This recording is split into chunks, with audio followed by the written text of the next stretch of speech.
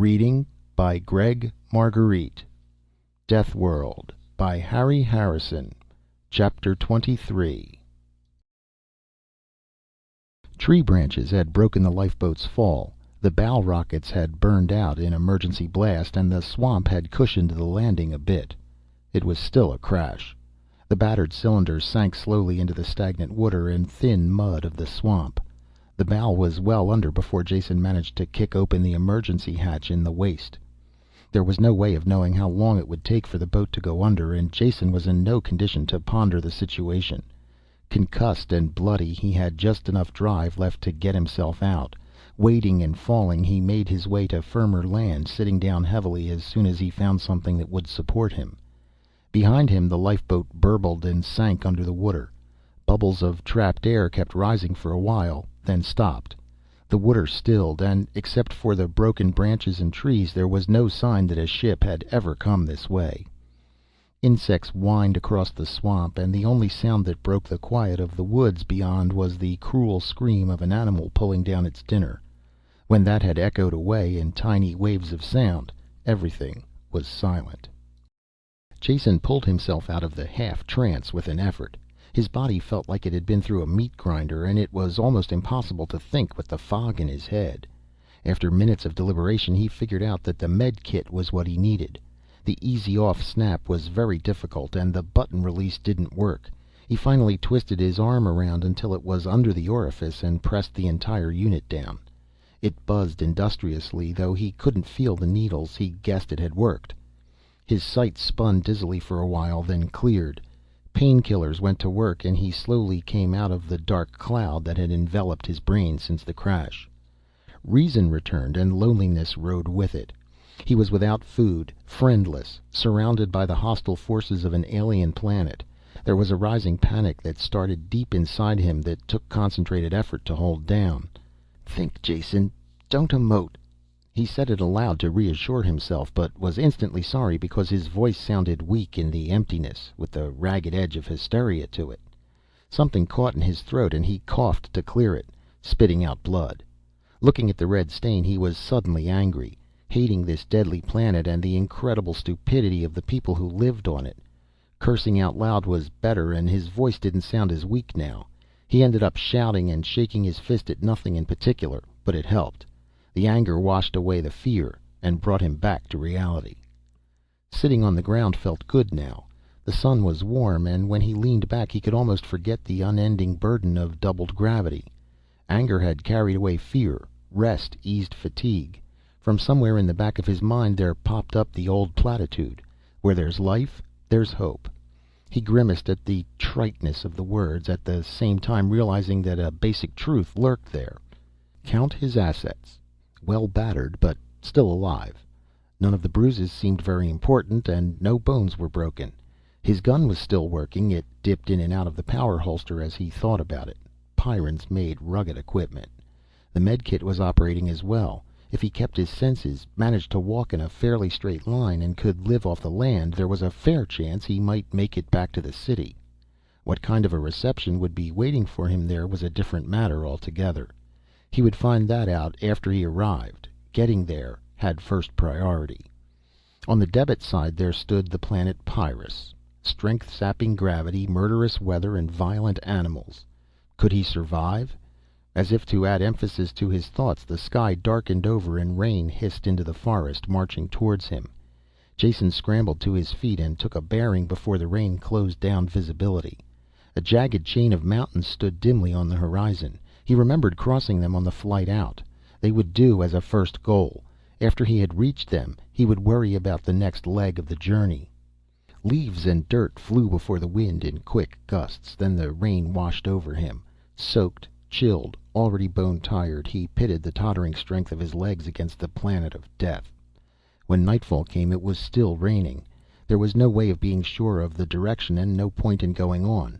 If that wasn't enough, Jason was on the ragged edge of exhaustion. It was going to be a wet night. All the trees were thick-boled and slippery. He couldn't have climbed them on a 1G world. The sheltered spots that he investigated under fallen trees and beneath thick bushes were just as wet as the rest of the forest. In the end he curled up on the leeward side of a tree and fell asleep, shivering, with the water dripping off him. The rain stopped around midnight and the temperature fell sharply. Jason woke sluggishly from a dream in which he was being frozen to death, to find it was almost true. Fine snow was sifting through the trees, powdering the ground and drifting against him. The cold bit into his flesh, and when he sneezed it hurt his chest. His aching and numb body only wanted to rest, but the spark of reason that remained in him forced him to his feet. If he lay down now he would die. Holding one hand against the tree so he wouldn't fall, he began to trudge around it, step after shuffling step, around and around, until the terrible cold eased a bit and he could stop shivering. Fatigue crawled up him like a muffling gray blanket.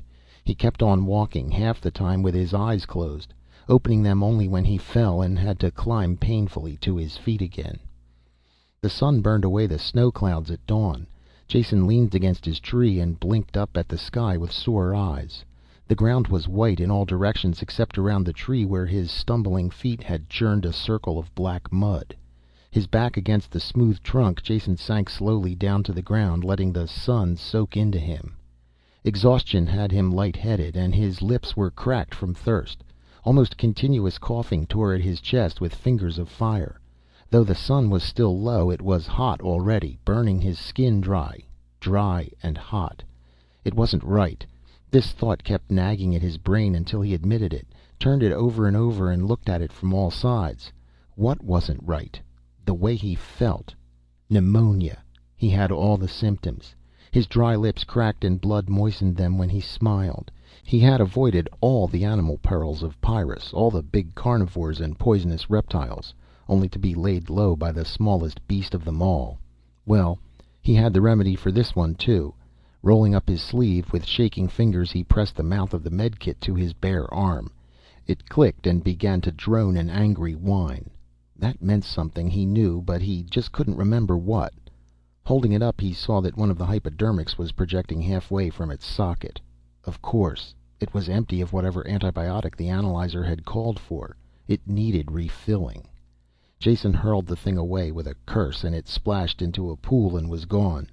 End of medicine, end of medkit, end of Jason dinAlt.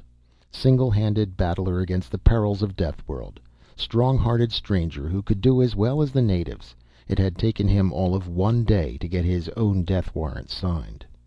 A choking growl echoed behind him. He turned, dropped, and fired in the same motion. It was all over before his conscious mind was aware it had happened. Pyrran training had conditioned his reflexes on the pre-cortical level. Jason gaped at the ugly beast dying not a meter from him and realized he had been trained well. His first reaction was unhappiness that he had killed one of the grubber dogs. When he looked closer he realized this animal was slightly different in markings, size, and temper. Though most of its forequarters were blown away, blood pumping out in dying spurts, it kept trying to reach Jason. Before the eyes glazed with death it had struggled its way almost to his feet. It wasn't quite a grubber dog, though chances were it was a wild relative, bearing the same relation as dog to wolf. He wondered if there were any other resemblances between wolves and this dead beast. Did they hunt in packs too? As soon as the thought hit him he looked up, not a moment too soon. The great forms were drifting through the trees, closing in on him. When he shot two, the others snarled with rage and sank back into the forest. They didn't leave. Instead of being frightened by the deaths, they grew even more enraged. Jason sat with his back to the tree and waited until they came close before he picked them off. With each shot and dying scream, the outraged survivors howled the louder. Some of them fought when they met, venting their rage. One stood on his hind legs and raked great strips of bark from a tree. Jason aimed a shot at it, but he was too far away to hit. There were advantages to having a fever, he realized. Logically, he knew he would live only until sunset, or until his gun was empty. Yet the fact didn't bother him greatly. Nothing really mattered. He slumped, relaxed completely, only raising his arm to fire, then letting it drop again. Every few minutes he had to move to look in back of the tree and kill any of them that were stalking him in the blind spot. He wished dimly that he were leaning against a smaller tree, but it wasn't worth the effort to go to one. Sometime in the afternoon he fired his last shot. It killed an animal he had allowed to get close. He had noticed he was missing the longer shots. The beast snarled and dropped. The others that were close pulled back and howled in sympathy. One of them exposed himself and Jason pulled the trigger. There was only a slight click. He tried again, in case it was just a misfire, but there was still only a click. The gun was empty, as was the spare clip pouch at his belt. There were vague memories of reloading, though he couldn't remember how many times he had done it.